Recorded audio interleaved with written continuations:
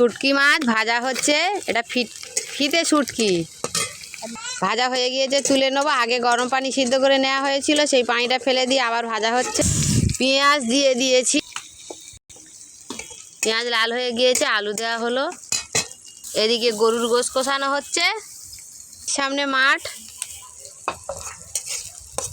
ধান র হয়ে গিয়েছে, লাল কুমড়ো, পুঁই শাক,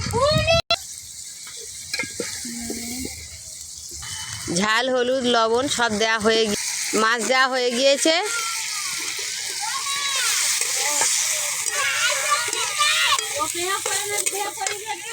এই মাছের সেন্টটা এবার বের হচ্ছে এতক্ষণ পরে। এবার আদা রসুন দেওয়া হচ্ছে। বন্ধুরা, এত দারুণ গন্ধ বের হচ্ছে, কি বলবো, অসাধারণ। এবার চাপা দিয়ে দেব কিছুক্ষণের জন্য। রস কমে গিয়েছে, এবার শিমটা দিয়ে দেওয়া হচ্ছে।